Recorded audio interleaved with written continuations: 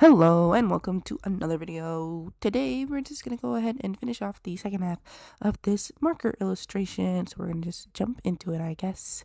Alrighty, so the second half of this is actually going to be a little bit faster than the first half just because I figured out what I wanted to do, and so the process became a little bit more streamlined so I don't have to struggle to figure out what I'm doing. Now I know what I'm doing, so the video is going to be a little bit shorter, which is nice for me because you guys already know I struggle to talk for a long time. But yeah, so I guess I was just gonna jump into the characters like I was doing last time. On these actually characters I've talked about a little bit less than the other ones whenever I do videos of them, just because I never really draw them too much, because even though they're part of the main cast, they're still sort of technically secondary characters. So the person that we're drawing right now is Levi. Levi uses he, they pronouns, so if you hear me say he and or they in reference to Levi, that's why. But yeah, Levi is an alien, and I'm not really sure what kind of alien race they come from. I was thinking maybe they come from like a race where they're like the people don't have a gender, and then maybe when he comes to Earth, he starts to identify a little bit with like being male instead of not having any gender, but I'm not sure. I don't know yet. But anyway, that's Levi. Then they are actually a teenager who works at the restaurant overnight, which is kind of weird because you'd be like, teenagers don't really work overnight shifts. But since they are an alien, they can't really get a job anywhere, and so they kind of like work under the table at the restaurant. And I don't can't remember why I wanted them to be at the night shift. I just remember that I was like, well, I wanted them to work at the night shift because just the job takes place at night.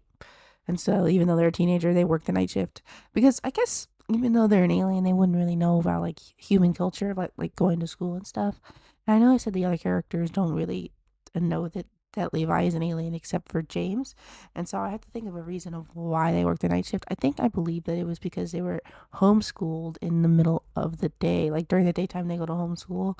Like so that's the excuse that Levi came up with. So yeah. And so they crash landed on Earth because from what I've written about them, it's very vague. I haven't written too much of their backstory, but he was like on an adventure with his cousin or something, or like his cousin dared him to do something, and so he left his home planet and he ended up crash landing on Earth, and he can't fix his spaceship, and so pretty much he's just trying to send out like rescue beacons for his family, but it's not really working out for him. So yeah, that's what his story is. And so I like Levi because they're just like a little neurotic sort of person, and I just think that they're really cute. They're kind of like not really a mascot character, but kind of they are. They're like kind of a little bit of the heart just because they're the youngest. They're supposed to be like 16 years old. And I just figured that there should be like a young person in the group because I don't know if you guys ever worked in a restaurant, but a lot of the people tend to be pretty young. Well, I mean, on the weekends they're actually pretty young. If you work during the week, you know that they're all like adults. So I wanted everybody to be an adult except for just like the one like maybe a weekend kid that they have, which is supposed to be Levi. And Levi has to earn a living because they live on their own essentially because they're not even from Earth. They don't have papers, and they're not gonna want to live with anybody and explain like they're an alien, right? Like those things, the little antennae that are like on the side of their ears, like those things that look like headphones, kind of. Those are part of their body, so they don't come off. The little visor thing is like digital, but the things that are on their ears, those are their ears, so that'd be hard to explain to somebody. But eventually the other characters do find out they're alien. So the couple that's next to them, the one in the purple, that's John and Jane Doe. I've talked about them a little bit in the past, and their whole shtick is that basically they are two like rival. It's like Mr. and Mrs. Smith a little bit, where they were both rival agents for different countries, like different spies, and so they were like sent to like I don't know if they were sent to kill each other, but they came across each other somehow, and they ended up falling in love. And then they were like, "Oh, this is actually corrupt or something. This government," and so they took some information and they're on the run right now, basically, and hiding in plain sight from the governments, so that way they don't get assassinated. And so they are a couple, and I figured that it would be cute if they ended up taking in Levi later on in the story, which is why Levi has two pillows in this illustration because it's like they gave Levi their pillow. I kind of wish I had went back and made Levi's pillow purple, so that way you could tell it actually came from them. Maybe if I do that illustration again, if I do this illustration again in the future, that's what I'll do. But yeah, so I kind of want Levi to end up being like their kid, kind of. I just think it would be really cute because they want to have kids together, but they're having a really big struggle about whether or not they should actually have a kid through like birth, because it's like, well, then if we end up getting caught, then the baby's in danger. And then if we got caught while she was pregnant, like that would be a whole thing. So I feel like it'd be cute if they adopted Levi. And also, Levi is like one of the people that Jane is closest to in the restaurant. Like she actually cares for him a lot. And so when I write the story, I think it'd be really cute if they got adopted by John and Jane Doe. I'm not sure if Levi has a good relationship with his family, so I think I might write it so that way, even though he was, dared by his cousin, and he's trying to get back, he's just, I don't know if they are really actually trying to get back that hard. We'll see when I write it. I don't know yet. But yeah, so that's John and Jane Doe. I don't really have too much written for them, just because the only thing I have really for them is that they're kind of like a lovey-dovey couple. Like Jane is really the more serious of the two, and then John is like, he's, those characters who like always have a smile on their face and their eyes are closed, and you're like, oh, that's a chill guy. And then if they like, when the character starts to open their eyes, it's when they're like pissed off.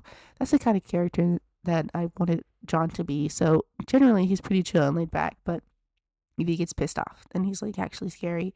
So that's his characterization. And then Jane is sort of just like, I'm not really the grumpy one, but she's kind of like the quiet, silent type, and she's generally pretty disapproving of most things. She's kind of like no nonsense. So that's what their relationship is like. I just think they're cute. So after John and Jane Doe, right next to them is the boss. I've talked about the boss a little bit before on my channel. And the boss does not have a name. Well, he has a name. I believe I planned his name to be Luca, but that's actually a spoiler in the story. So I'm not actually sure if I'm even going to name him Luca anymore. Just because I was looking at him and I'm like, you don't look like a Luca. But the reason his name is going to be Luca is because I was planning on having being like part of the mafia. Like he was supposed to be take over his family's mafia, and then they found out something about him and they're like, oh, we're actually going to kill you instead. We don't like you. We don't want you to take over the mafia. And so he was either like gonna rat them out to the feds or something, or he was just gonna leave on his own. I'm not sure yet, but either way, he's kind of like in witness protection, hiding from his family. He owns the restaurant as part of like his cover, and I'm not sure if it was always his dream to own a restaurant, or if maybe he was just like, well, if I just own a shitty restaurant and I work the night shift, nobody's really gonna bother me, right? And also, but I was like, well, if it's the mafia, doesn't the mafia like do their like stuff at nighttime? So I'm like going back and forth on whether I really want him to be part of the mafia. And the whole point of giving these characters a bunch of different backstories is because it's supposed to be like, it's supposed to hit like all the different beats of different genres, right? So even though it's planned to be a comedy, I did plan on going into the characters' backgrounds a little bit in the future in like a more, I guess, serious way. So when it's each of their turns to have their character arc and for James to like kind of help them solve the issues that have plagued them from the past, it's supposed to like change the genre of the story. So generally the comic would be like a 4 panel like joke comedy sort of comic, but then when it would get into like, if we were going to do Hope's background, since Hope is a demon and he has like these 8 other like demon siblings that he has to like fight or whatever, it would be a battle shonen when it becomes his part of the story.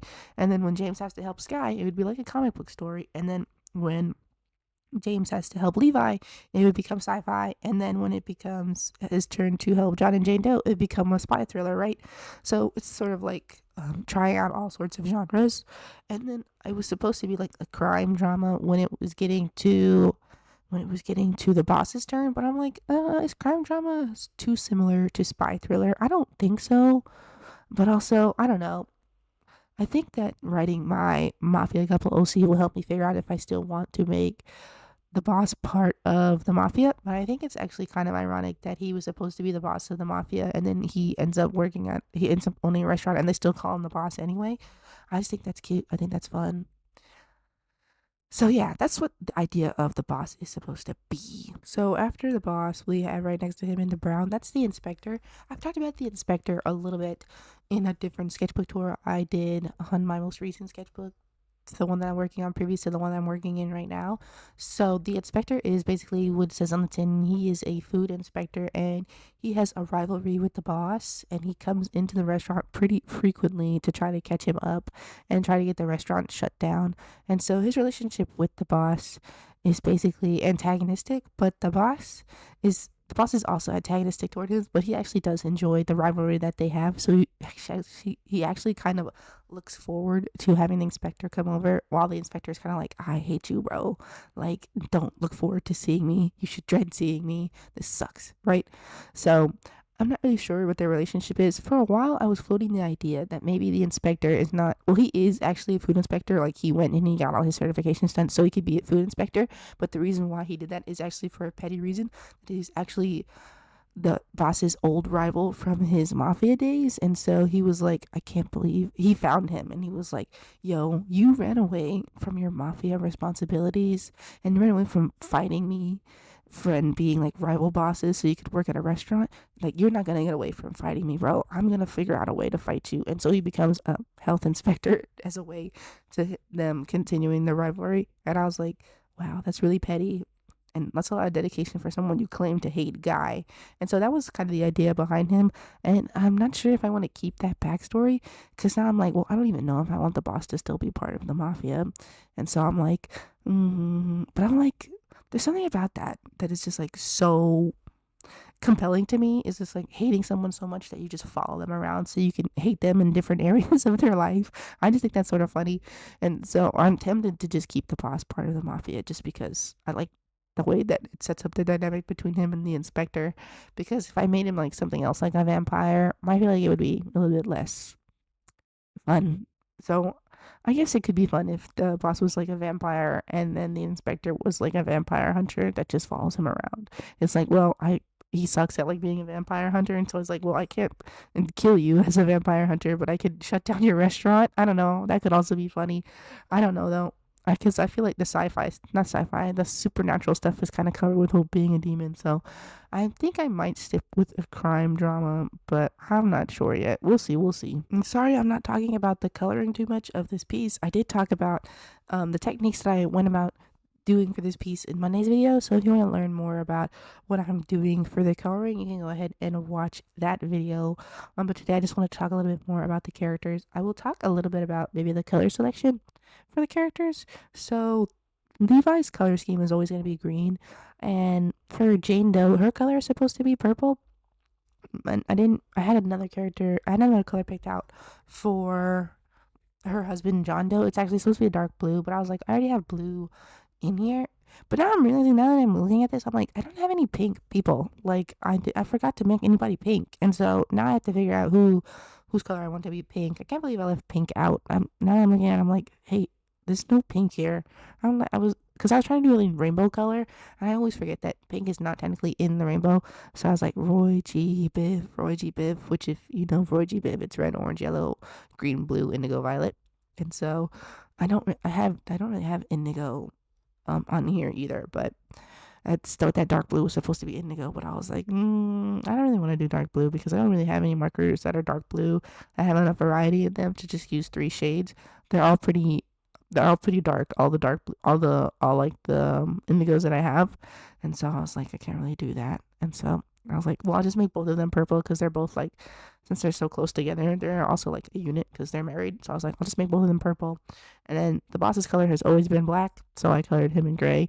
And the inspector's color has never actually been brown. This is the first time I've made his color brown because his color is also dark blue, which is why I need to shift around the color for both him and John Doe. And so I was like, I don't have any dark blues, so I can't do that. And so I was like, well, I didn't use any brown in this illustration. I know that brown is not part of the rainbow, but I like the color brown, and I like this brown marker, not marker. I like this brown pen, and so I was like, I'll just make it brown. Who cares? It's just I don't dislike it or anything. I don't think it's nice, but I feel like his shadows are a little bit weird. I don't know, but I think that's because I drew him on his side.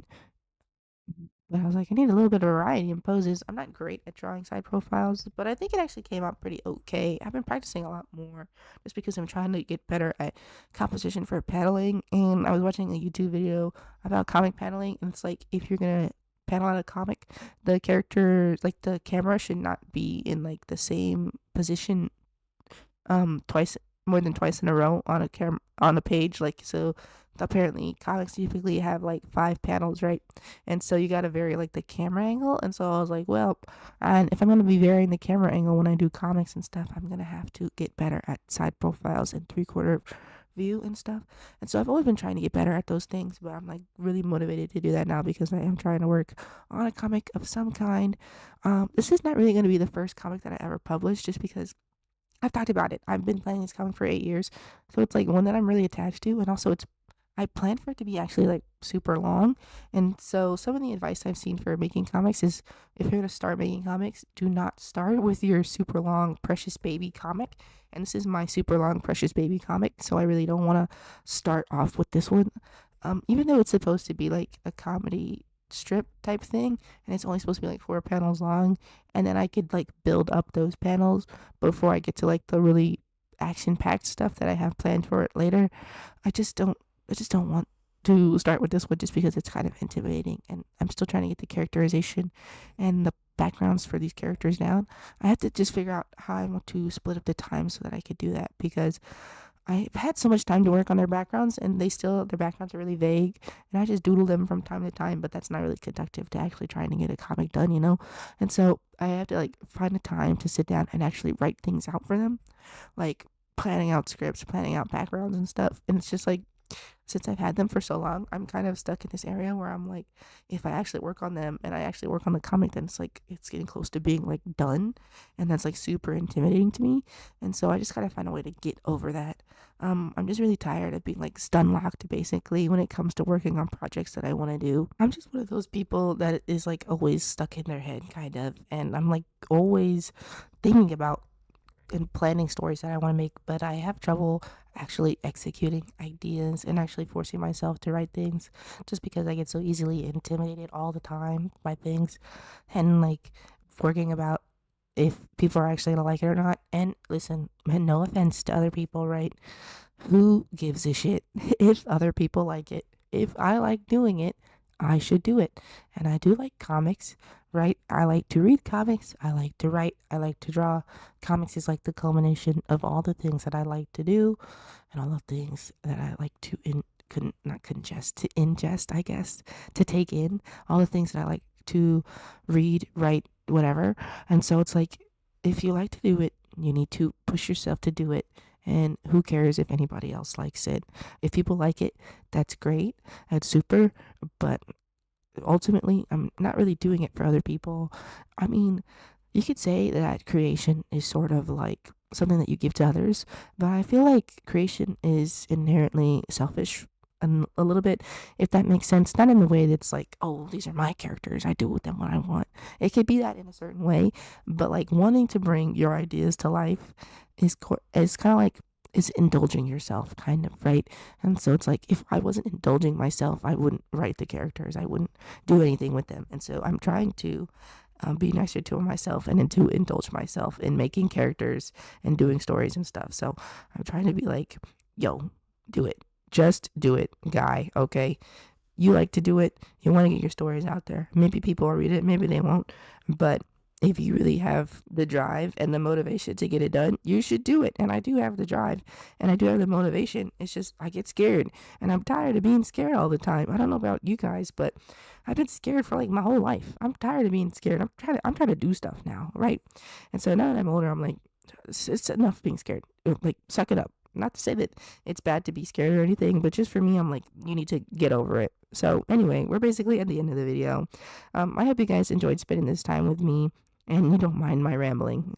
I'll see you in the next one. Bye.